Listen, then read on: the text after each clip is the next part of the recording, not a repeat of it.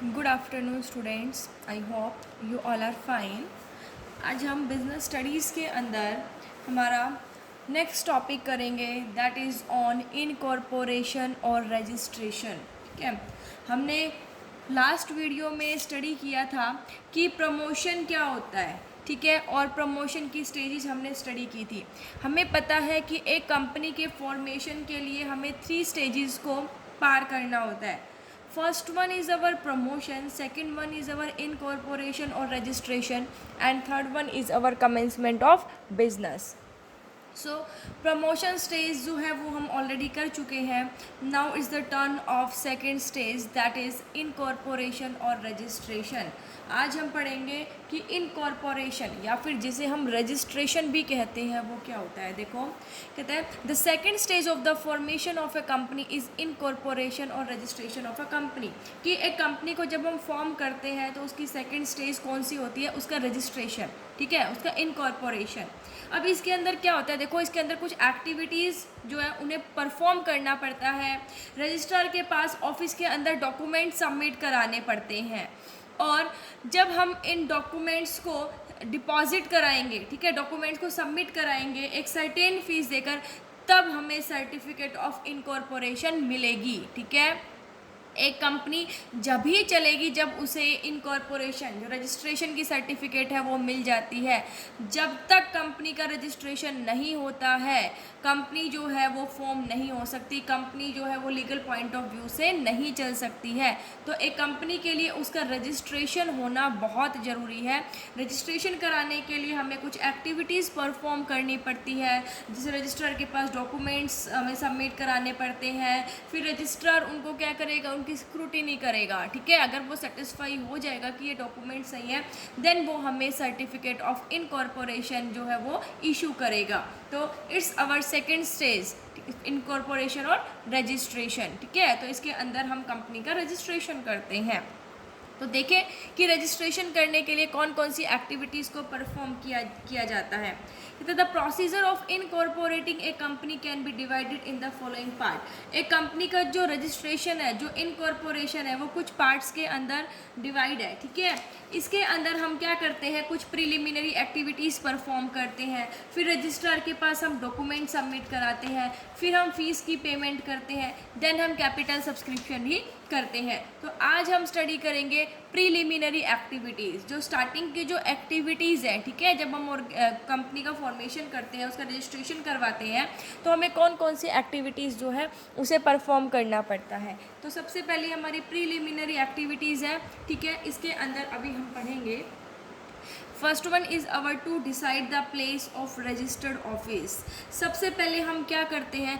जो registered office है उसका प्लेस डिसाइड करते हैं। To decide the place of registered office, इसके अंदर ये डिसाइड किया जाता है कि कंपनी का रजिस्टर्ड जो ऑफिस है वो किस स्टेट में होगा। ठीक है, मतलब किस स्टेट के अंदर कंपनी का जो ऑफिस है वो रजिस्टर्ड होगा। अब ये जो डिसीज़न है ये किसके द्वारा लिए जाते हैं? प्रमोटर्स के द्वारा लिए जाते हैं, क्योंकि ये ज़रूरी है कि कंपनी जो है कहाँ पर रजिस्टर्ड होगी। देखो, कंपनी वहीं पर ही तो रजिस्टर्ड होगी जहाँ पर उसका रजिस्टर्ड ऑफिस होगा, तो इसलिए रजिस्टर्ड ऑफिस के प्लेस को डिटरमाइन करना बहुत ज़रूरी है। तो सबसे पहले क्या किया जाता है? रजिस्टर्ड ऑफिस का जो प्लेस है वो डिसाइड किया जाता है कि जो ये रजिस्टर्ड ऑफिस है वो किस स्टेट के अंदर होगा, क्योंकि जो रजिस्टर्ड ऑफिस हम ये देखेंगे किस स्टेट के अंदर होगा, तो वहीं पर ही कंपनी जो है वो ओपन होगी। ठीक है, तो वहीं पर जो कंपनी है वो चलेगी, वहीं पर वो कंपनी रजिस्टर्ड होगी जहाँ पे उसका रजिस्टर्ड ऑफिस होगा। नाउ सेकंड है हमारा to decide the name of the company. अब हम क्या करते हैं? यहाँ पर हम कंपनी का नेम डिसाइड करते हैं। जैसे बता रहे, देखो, नेम, कंपनी का नेम डिसाइड किया जाता है। आप देखोगे ना, आपने कई कंपनी सुनी है, जैसे रिबॉक है, नाइकी है, एडिडास, इन सब के नेम है। ठीक है, तो ये रिबॉक, नाइकी, एडिडास, ये सब नेम है। तो कंपनी का क्या किया जाता है? नेम डिसाइड किया जाता है। ठीक है, देखो, इसके अंदर हम क्या करते हैं? जब हम कंपनी का नेम डिसाइड करते हैं तो हमें रजिस्टर्ड ऑफिस से क्या करना पड़ता है, परमिशन लेनी पड़ती है कि हम मान लीजिए हमने कोई ऐसा नाम सजेस्ट कर लिया जो कि रजिस्ट्रार जो है वो मना कर दे, ठीक है, तो इसलिए रजिस्ट्रार ऑफिस के अंदर जाके उनकी परमिशन लेनी बहुत ज़रूरी होती है।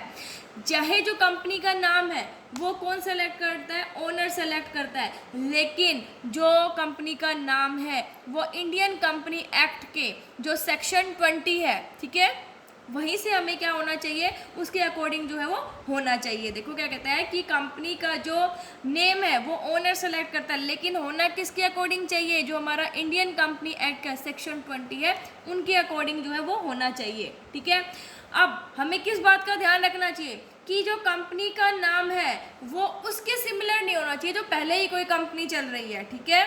भाई कोई कंपनी पहले ही चल रही है, अब मान लीजिए रिबॉक पहले ही चल रही है, अब मैं अपनी एक कंपनी खोलना चाहती हूँ तो मैं उसका नाम रिबॉक नहीं रख सकती, ठीक है, क्यों, क्योंकि वो क्या है, वो ऑलरेडी उसका नाम है। तो मैं जो पहले से ही कोई एग्जिस्टिंग कंपनी चल रही है उनके नाम, उनके सिमिलर नाम हम नहीं रख सकते हैं। और ऐसा नाम भी नहीं होना चाहिए जो कि सेंट्रल गवर्नमेंट के ऑब्जेक्शनेबल हो, मतलब जिससे सेंट्रल गवर्नमेंट को कोई ऑब्जेक्शन हो। और कंपनी के नाम के पीछे क्या होना चाहिए, लिमिटेड जो वर्ड है वो यूज़ होना चाहिए। तो समझ में आया।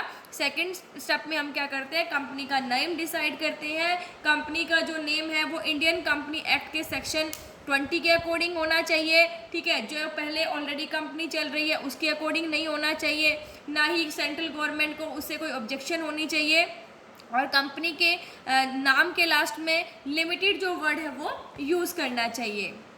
नाउ थर्ड स्टेप है बेटा, to get licence under industrial development and regulation act. देखो अब क्या करना पड़ता है, जो industrial development and regulation act 1951 है उससे हमें लाइसेंस लेना पड़ता है, क्योंकि कंट्री के डेवलपमेंट को ध्यान में रखते हुए गवर्नमेंट ने ये एक्ट पास किया है, ठीक है। और टाइम टू टाइम इसके अंदर अमेंडमेंट्स भी होती रहती है, चेंजेस भी होती रहती है।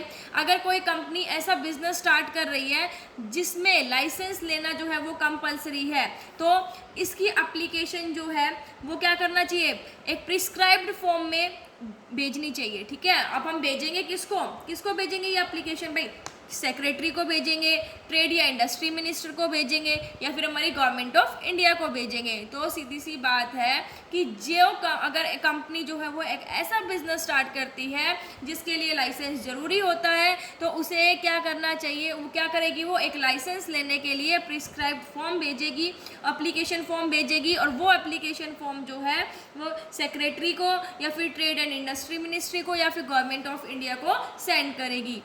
नेक्स्ट हमारा स्टेप है टू मेक नेसेसरी अपॉइंटमेंट्स। अब हम क्या करेंगे, नेसेसरी अपॉइंटमेंट्स जो हैं वो करेंगे। अब भाई अपॉइंट तो करेंगे कंपनी के लिए सबको, अंडरराइटर्स भी चाहिए, ब्रोकर्स भी चाहिए, बैंकर्स को, लीगल एडवाइजरी को, ऑडिटर्स को, इनको हम क्या करेंगे, अपॉइंट करेंगे। और जो लोग मेमोरेंडम ऑफ एसोसिएशन को क्या करेंगे, साइन करेंगे ना, ठीक है, उनका भी हम नेम डिसाइड करेंगे।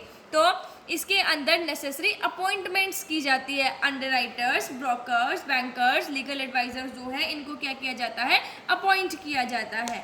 नेक्स्ट है हमारा to get the important documents prepared. अब जो कंपनी के इम्पॉर्टेंट डॉक्यूमेंट्स हैं उन्हें प्रिपेयर किया जाता है। कंपनी के इम्पॉर्टेंट डॉक्यूमेंट्स कौन कौन से हैं, मेमोरेंडम ऑफ एसोसिएशन हो गया, आर्टिकल ऑफ एसोसिएशन हो गया, इनको हम डिटेल में भी पढ़ेंगे। ये जो दोनों डॉक्यूमेंट है ये बहुत इंपॉर्टेंट होते हैं, ठीक है। तो यहाँ पर हम क्या करेंगे, मेमोरेंडम ऑफ एसोसिएशन और आर्टिकल ऑफ एसोसिएशन बनाएंगे और उन्हें प्रिंट करेंगे।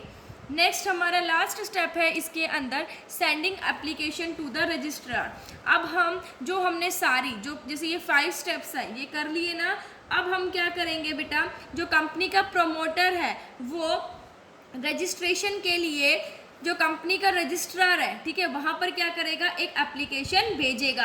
अब कंपनी का रजिस्ट्रार कहाँ पर होगा, जहाँ पर उसकी कंपनी रजिस्टर्ड होएगी, ठीक है, मतलब जहाँ पर कंपनी का रजिस्टर्ड ऑफिस होगा, जिस स्टेट के अंदर कंपनी का रजिस्टर्ड ऑफिस होगा उसके रजिस्ट्रार को अब ये जो प्रमोटर है वो ये एप्लीकेशन जो है वो प्रेजेंट करेगा। एप्लीकेशन किस लिए प्रेजेंट करेगा, रजिस्ट्रेशन के लिए, कि हमने ये सारे जो डॉक्यूमेंट्स हैं, ठीक है, जो ऊपर वाले जो अबव जो फॉर्मेलिटीज़ है वो पूरी कर ली है। तो प्रिलिमिनरी एक्टिविटीज़ के अंदर सबसे पहले क्या किया जाता है, जो रजिस्टर्ड ऑफिस है उसका एड्रेस डिसाइड किया जाता है, देन कंपनी का नेम डिसाइड किया जाता है, ठीक है। फिर industrial development and regulation act 1951 के अकॉर्डिंग लाइसेंस लिया जाता है, जो नेसेसरी अपॉइंटमेंट्स हैं वो की जाती है।